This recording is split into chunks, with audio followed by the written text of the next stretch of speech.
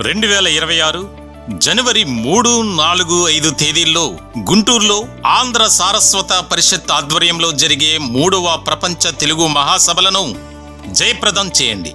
రండి, తెలుగువాడి ఘనతను, తెలుగు భాష గొప్పతనాన్ని ప్రపంచానికి చాటి చెబుదాం. 3వ ప్రపంచ తెలుగు మహాసభలను నెంబర్ 1 ఓటీటీలో ఉచితంగా వీక్షించండి. నెంబర్ 1 ఓటీటీకి ఎటువంటి చందా చెల్లించకుండా నెంబర్ 1 ఓటీటీను ప్లేస్టోర్ లేదా యాప్ స్టోర్ నుంచి మీరు డౌన్లోడ్ చేసుకుని మా ప్రసారాలు ఉచితంగా వీక్షించవచ్చు. ప్రకటనల కొరకు సంప్రదించాల్సిన ఫోన్ నెంబర్ 7893935555. నమస్తే. సామాన్యుడి చేతిలో సామాజిక అస్త్రం నెంబర్ 1 న్యూస్కి స్వాగతం. నేను రవీంద్ర. తెలంగాణలో చోటు చేసుకున్నటువంటి ఒక అతిపెద్ద వ్యవహారం ఫోన్ ట్యాపింగ్. ఈ ఫోన్ ట్యాపింగ్ ఏ రకమైనటువంటి పరిణామాలకు వెళ్ళిందో మనందరికీ తెలిసినటువంటి విషయం. అయితే ఆ కేసు విచారణలో జాప్యం, అంటే ఎక్కువగా గ్యాప్ అనేది వస్తుంది. ఎందుకు డిలే అవుతుంది?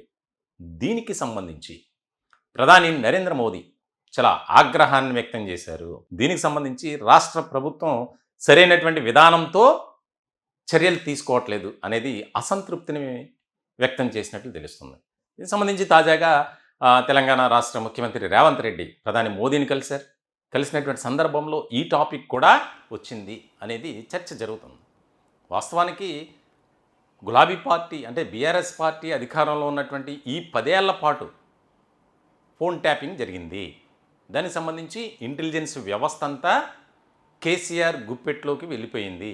దానికి సంబంధించి ఎన్నికల సమయంలో ఈ ఫోన్ ట్యాపింగ్ని ఎక్కువగా వాడారు, వినియోగించారు. అంటే ఎదుటి పార్టీ, ఉదాహరణకు బీజేపీ కావచ్చు, అలాగే కాంగ్రెస్ పార్టీ కావచ్చు, ఈ పార్టీ నేతలు ఎవరితో ఎప్పుడు ఎక్కడెక్కడ మాట్లాడుతున్నాడు ఏంటి అనేది పూర్తిగా దానికి సంబంధించి మొత్తం గ్యాదర్ చేయడం, పింక్ బాస్కి ఇవ్వటం ఇది జరిగింది. ఈ కేసులో బలైంది ఎవరంటే 4 అధికారులు ఉన్నారు. ప్రణీత్ రావు, భుజంగరావు, రాధాకిషన్ రావు, అలాగే తిరుపతన్న. ఈ రావు బ్యాచ్ ఏదైతే ఉందో దీనంతటికీ ముఖ్యమైనటువంటి కారణం, సూత్రధారి, పాత్రధారి ఎవరు? Intelligence SIB chief Prabhakar Rao. నెమ్మదిగా ఎప్పుడైతే ఈ వ్యవహారం బయటపడిందో అమెరికా వెళ్ళిపోయాడు. వెళ్ళిపోయిన తర్వాత ఆయన కోసం ఎన్ని నాటకీయమైనటువంటి పరిణామాలు.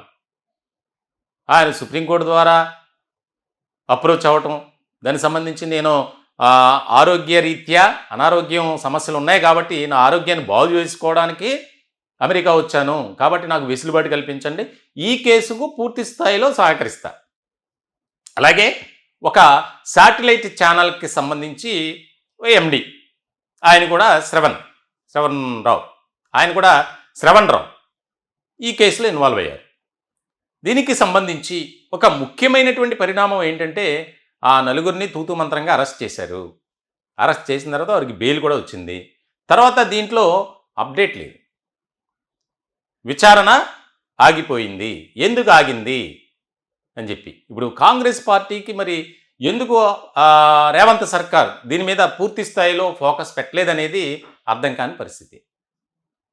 ఇందులో ఈ వ్యవహారంలో కానీ ఈ కేసులో కానీ కాంగ్రెస్ పార్టీ నేతలు కూడా ఇన్వాల్వ్ అయి ఉన్నారు అని అప్పట్లో ప్రచారం జరిగినటువంటి తరుణంలో వారి వ్యవహారం కూడా బయటపడుతుందని చేయట్లేదా, లేదా మరి ఎందుకు సైలెంట్ మోడ్లోకి వెళ్ళారు అనేది ఇక్కడ ప్రధానమైనటువంటి అంశం. దీనికి సంబంధించి ఇండియన్ టెలిగ్రాఫ్ యాక్ట్ కింద భారతదేశంలో మొట్టమొదటి కేసు తెలంగాణ ఫోన్ ట్యాపింగ్. ఎన్నికల సమయంలో ఏ రకమైనటువంటి పరిణామాలు చోటు చేసుకున్నాయో తెలుసు. ఈ ఫోన్ ట్యాపింగ్ వ్యవహారం ముసుగులో ఇంటెలిజెన్స్ అధికారులంతా ఇప్పుడు ఎవరైతే నేను చెప్పినటువంటి 4 పేర్లు ఉన్నాయో ప్రణీత్ రావు, భుజంగరావు, రాధాకిషన్ రావు, తిరుపతన్న, ఈ 4 ఇంకా అధికార దుర్వినియోగానికి పాల్పడటం, ఇష్టారాజ్యంగా వ్యవహరించడం, వారి ఆస్తులను సమకూర్చుకోవడానికి అక్రమంగా దానికి సంబంధించి తెరలేపారు. అలాగే ప్రముఖ వ్యాపారులను బెదిరించారు. దీనికి సంబంధించి ఫోన్ ట్యాపింగ్ దీంతో వారిని కిడ్నాపులు చేశారు, వారి దగ్గర ఉన్నటువంటి ఆస్తులను రాయించుకున్నారు. ఫోన్ ట్యాపింగ్ వ్యవహారం కాస్త ఆ కిడ్నాప్ కేసులు కూడా నమోదయ్యాయి. అందులో ప్రధానమైనటువంటి వ్యక్తి రాధాకిషన్ రావు. సో ఇటువంటి సందర్భంలో దేశ చరిత్రలో ఏ రాష్ట్రంలో జరగని విధంగా తెలంగాణలో జరిగింది ఫోన్ ట్యాపింగ్ వ్యవహారం. అందులో జర్నలిస్టులు ఉన్నారు, అలాగే అడ్వకేట్లు, జడ్జిలు, సినిమా రంగానికి సంబంధించిన ప్రముఖులు, వ్యాపారవేత్తలు, రాజకీయ నాయకులు ఎవరిని కూడా వదల్లా. దాదాపుగా 5,000 ఫోన్లను ట్యాపింగ్ చేశారట మొన్న 2023 ఎన్నికల సమయంలో. అంటే చూడండి ఏ స్థాయిలో ఫోన్ రికార్డ్ చేశారనేది, ఫోన్ ట్యాపింగ్ జరిగింది అనేది. దీనికి సంబంధించి ఎప్పుడైతే తెలంగాణలో ఎన్నికల ఫలితాలు వచ్చాయో అదే రోజు నైటు దానికి సంబంధించి ఇంటెలిజెన్స్ కార్యాలయంలో ఉన్నటువంటి మొత్తం అంతా ఆధారాలను ధ్వంసం చేశాడు ప్రణీత్ రావు ఆయన మనుషులతో. దానికి సంబంధించి హార్డ్ డిస్క్లు కానీ ల్యాప్టాప్లు కానీ ఏది కూడా లేదు. దాన్ని కాల్ చేసి కట్ చేసి ముక్కలు చేసి నదిలో పడేసినటువంటి పరిస్థితి. ఏ ఆధారం దొరకదు. ఇంటెలిజెన్స్ అధికారులు కదా, ఎలా వ్యవహరించాలో తెలుసు కాబట్టి ఈ రకంగా వ్యవహరించారు.